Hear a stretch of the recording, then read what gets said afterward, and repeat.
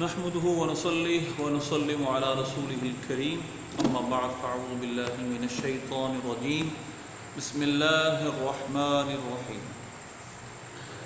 سورہ فاتحہ کی تفسیر میں ہم کلام کر چکے ہیں۔ سورہ بقرہ کی تفسیر شروع ہے۔ پچھلی ویڈیو کے اندر کچھ سورہ تفسیر کبیر کے حوالے سے قرآن پاک کی کچھ نام اور ان کے قرآن پاک میں کہاں کہاں ان کا ذکر ہے، اس حوالے سے میں چند باتیں عرض کروں گا۔ بڑی تفصیل کے ساتھ امام فخر الدین رازی رحمۃ اللہ علیہ نے اس کو بیان کیا ہے۔ تو امام رازی رحمۃ اللہ علیہ نے جو کچھ بیان کیا ہے تفسیر کبیر کی پہلی جلد میں، اور اس کا میں کچھ خلاصہ آپ کے سامنے پیش کروں گا۔ لمبی بات ہے اور انہوں نے کافی نام قرآن پاک کے بیان کیے ہیں، تو انشاءاللہ میں مختصراً عرض کرنے کی کوشش کروں گا۔ فرماتے ہیں علم ان اسماء القرآن کثیرۃ، یہ بات جان لیجئے کہ قرآن پاک کے کثیر نام ہے۔ ایک اس کا نام ہے الکتاب، اور کتاب مصدر ہے بمعنی مکتوب، لکھی ہوئی چیز۔ قرآن پاک میں کتاب کے ہی کئی معنی استعمال ہوئے۔ مثلا کتاب سے مراد قرآن، لکھی ہوئی کتاب، کتاب انزلناہ الیک۔ اسی طرح کتاب کا ایک معنی قرآن میں فرض بھی بیان کیا گیا ہے۔ مثلا کتب علیکم القصاص، اے ایمان والو تم پر قصاص فرض ہے۔ کتب علیکم الصیام، تم پر روزے فرض ہیں۔ اسی طرح قرآن پاک میں نماز کے متعلق فرمایا گیا ان الصلاۃ کانت علی المؤمنین کتابا موقوتا، ایک لکھے ہوئے بندے ہوئے وقت میں فرض کی گئی۔ اسی طرح حجت کے معنی میں بھی کتاب استعمال ہوئی، فأتوا بکتابکم ان کنتم صادقین۔ تو یہ انہوں نے ضمناً کچھ باتیں کی۔ اسی طرح اس کا ایک ذاتی نام قرآن ہے۔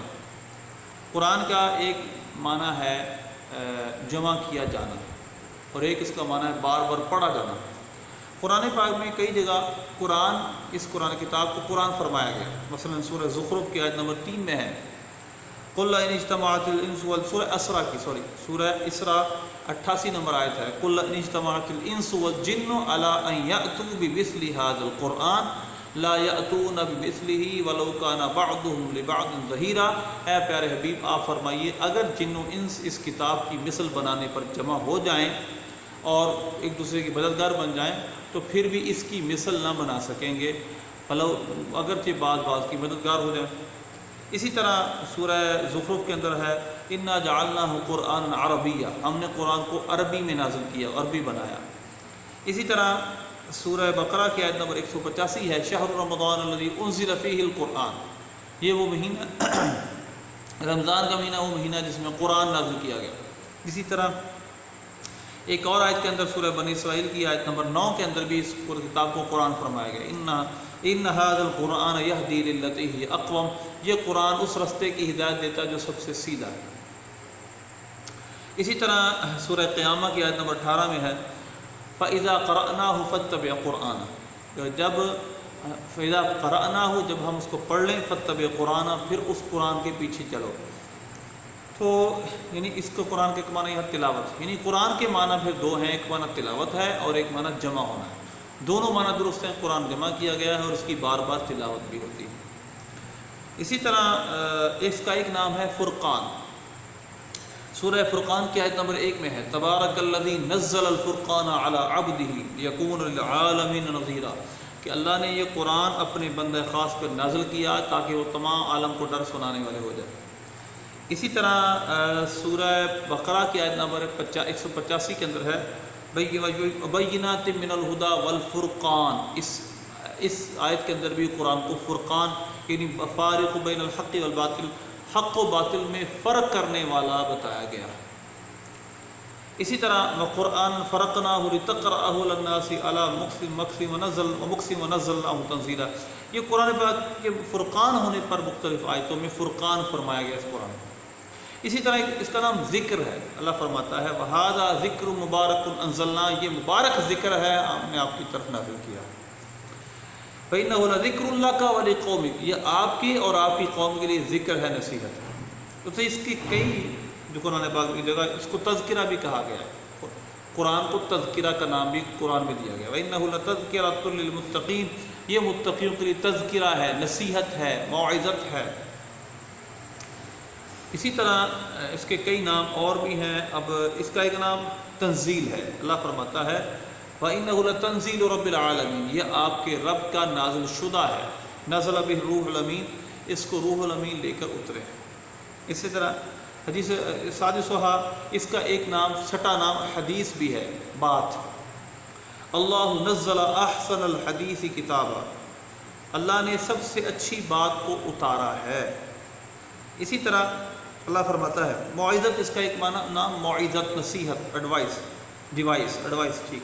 یا ایھا الناس، اے لوگو، قد جاءتکم موعظۃ من ربکم، تمہاری طرف، تمہارے رب کی طرف سے ایک موعظت آئی، ایک نصیحت آئی، ایک ایڈوائس ہے.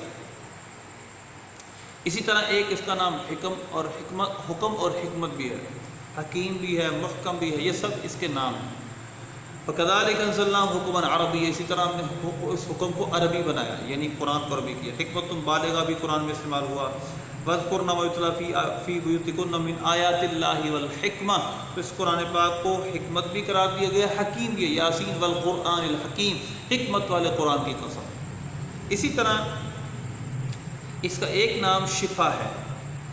وَنُنَزِّلُ مِنَ الْقُرْآنِ مَا هُوَ شِفَاءٌ وَرَحْمَةٌ لِّلْمُؤْمِنِينَ وَلَا يَزِيدُ الظَّالِمِينَ إِلَّا خَسَارًا. تو ہم نے اس قرآن کو نازل کیا کیونکہ ہم نے قرآن نازل کرتے ہیں جو کہ شفا ہے مومنوں کے لیے، شفا ہے اور مومنوں کے لیے رحمت ہے. وَشِفَاءٌ لِّمَا فِي الصُّدُورِ، ایک آیت میں فرمایا گیا یہ دلوں کی شفا ہے، امراض سے شفا ہے، کفر سے شفا ہے، فسق سے، یعنی ظاہری اور باطنی امراض سے شفا ہے.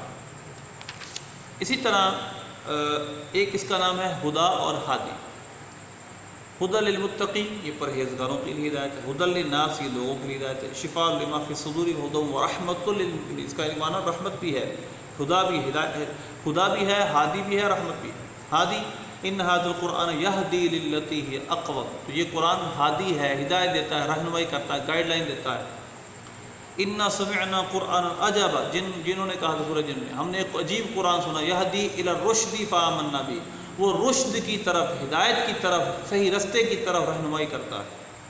تو قرآن پاک میں گویا اس کو ہادی قرار دیا. اسی طرح صراط مستقیم، 11واں نام اس کا صراط مستقیم ہے. حضرت سیدنا عبداللہ بن عباس رضی اللہ عنہما فرماتے ہیں وَأَنَّ هَذَا صِرَاطِي مُسْتَقِيمًا فَاتَّبِعُوهُ، ان کے نزدیک یہ صراط مستقیم، یہ میرا سیدھا رستہ سے مراد قرآن. اسی طرح 12واں اس کا معنی حبل ہے، رسی. اللہ فرماتا ہے وَاعْتَصِمُوا بِحَبْلِ اللَّهِ جَمِيعًا، اللہ کی رسی کو مضبوطی سے تھام لو. اس کی تفسیر میں ایک قول یہ ہے کہ یہ حبل اللہ قرآن ہے. 13واں اس کا معنی رحمت، اس کا نام رحمت ہے، قرآن کا نام رحمت. وَنُنَزِّلُ مِنَ الْقُرْآنِ مَا هُوَ شِفَاءٌ وَرَحْمَةٌ لِّلْمُؤْمِنِينَ. اسی طرح 14واں اس کا نام روح ہے. وَكَذَلِكَ أَنزَلْنَا وَكَذَلِكَ أَوْحَيْنَا إِلَيْكَ رُوحًا مِّنْ أَمْرِنَا، روحاً، ہم نے اسی طرح روح کو نازل کیا. تو گویا یہ قرآن کیونکہ انسانی جو ایمان ہے، انسانی دل ہے، اس کے لیے روح کی طرح ہے. اسی طرح يُنَزِّلُ الْمَلَائِكَةَ بِالرُّوحِ مِنْ أَمْرِهِ، تو اس قرآن پاک کو روح قرآن پاک میں فرمایا گیا. اسی طرح خامس عشرہ یعنی اس کا 15واں نام ہے قصص، نحن نقص علیک احسن القصص. اسی طرح اس کا ایک نام ہے بیان اور تبیان، ھذا بیان للناس، یہ لوگوں کے لیے بیان ہے، وضاحت ہے. اسی طرح ایک اس کا جو نام تبیان ہے، اللہ فرماتا ہے سورہ نحل کی آیت نمبر 89 کے اندر وَنَزَّلْنَا عَلَيْكَ الْكِتَابَ تِبْيَانًا لِكُلِّ شَيْءٍ، تبیان ہے، ہر چیز کا واضح بیان ہے.